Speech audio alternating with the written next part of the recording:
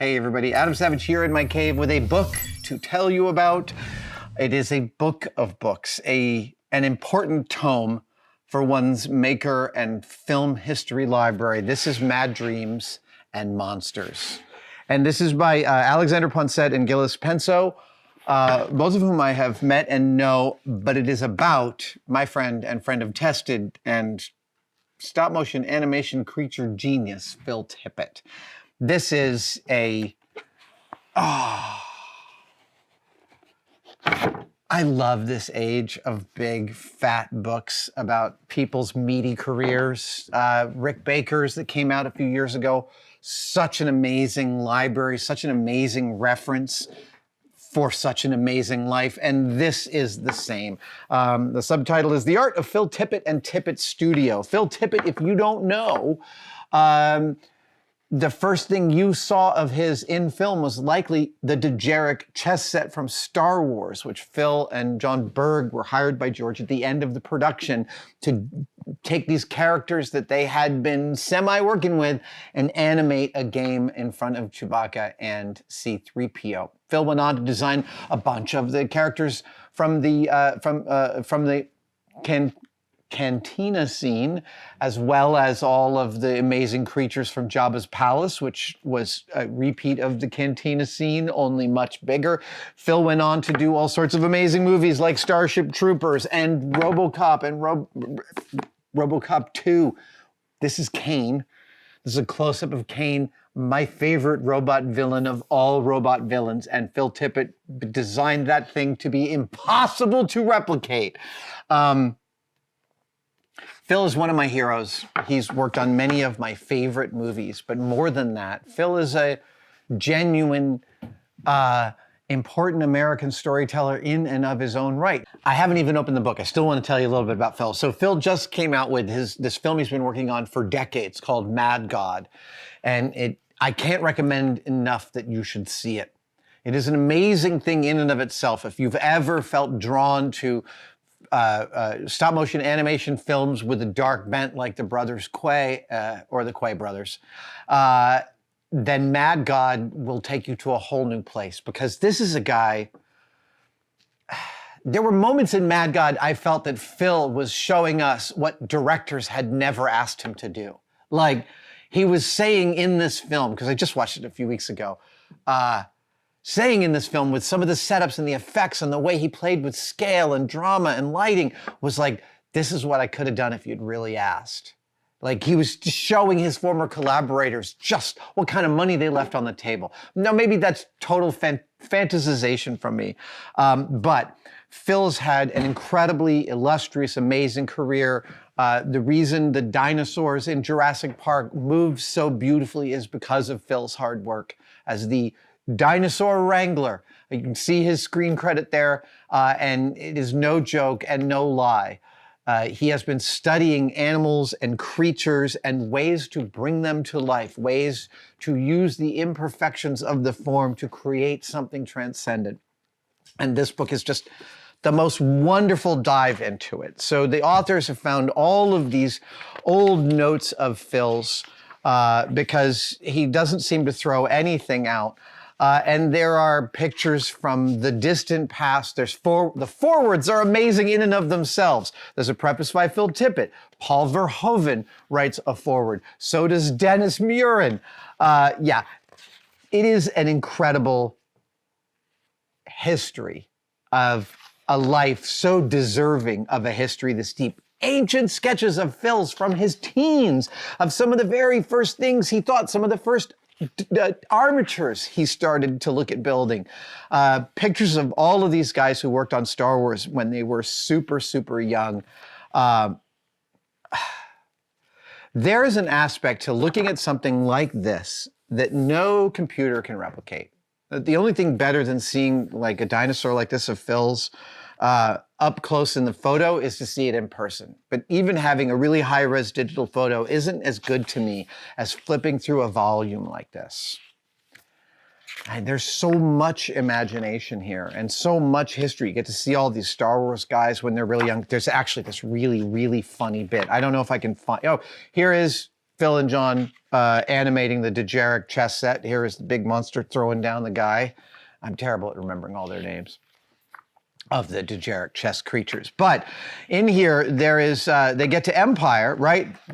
There is Phil's sculpt of the first maquette sculpt of his Tauntaun.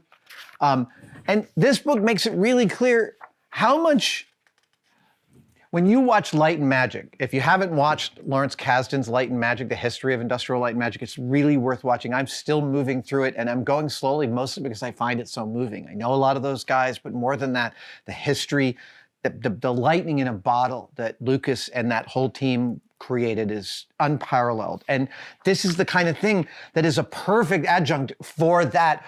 Because you look at this, you watch this show, you watch Light and Magic, you hear about how Phil designed the Tauntaun because George wanted this kind of thing, and you see some designs. But this book takes you through that process of all the different movement tests he was doing, the weeks and weeks of practicing and looking at what it was supposed to do and how to get it to do it and how to create the effects that they were looking at. I mean, my early education in special effects came from reading Cinefex. Long live Cinefex, R.I.P. Cinefex. And Cinefex, if you read through all 180 some odd issues, you will have like effectively a bachelor's degree in the history of film special effects. Seriously, like there's that much information in that. And this just takes that to this whole nother level of getting to see.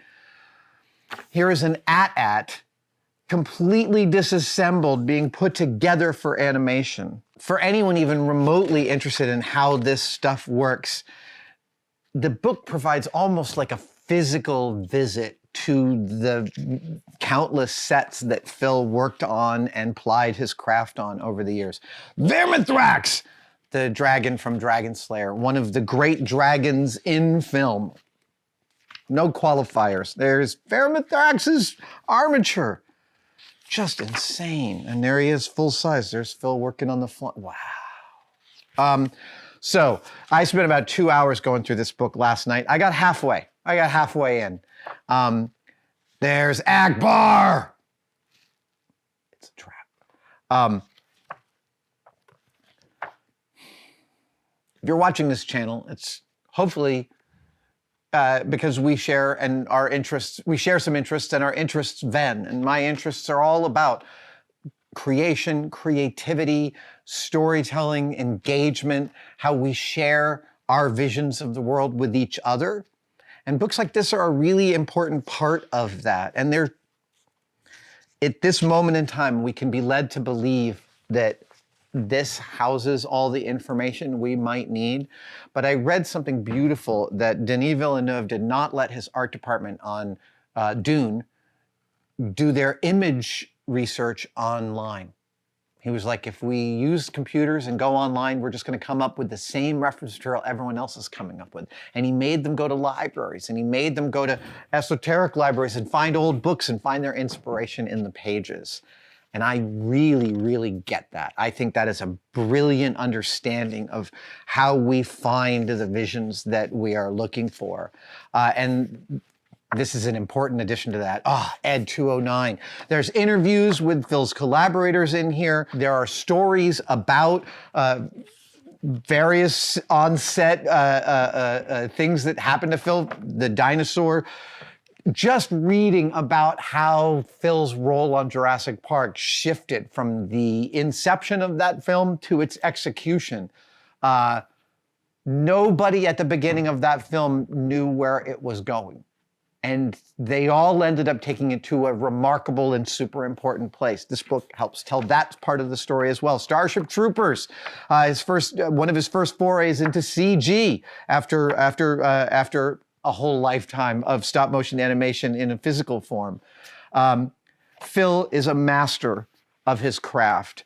And because it's impossible to design, to designate exactly what Phil's craft is, he's a master creator. He has played in so many different genres and in so many different media. I find every aspect of Phil's output to be inspiring. They sent me this book, reader. That is part of why I have it. But if they hadn't, I'd be pre-ordering it today. Seriously. These kind of things are really great to have in your library and great for perusing when you don't know what to build next. And just start, always have a set of Post-its near you and just keep looking through the images until something catches your eye. And if you built something, Francis Ford Coppola's Pinocchio. I didn't know that Francis Ford Coppola was working on a Pinocchio back in 1989, but here is Phil's wooden doll. Yeah. Oh, there's Sean Charlesworth, Tested's own Sean Charlesworth, and Mark Dubot working on some of the walkers for The Mandalorian. Some of those parts were, some pieces from some of those parts were made in this very space. Yeah. An icon and a tome deserving of an icon is what this is. I'm so pleased to show it to you. Go get it. Seriously, you just should add this to your library. Thanks for joining me for this show and tell, and I will see you next time.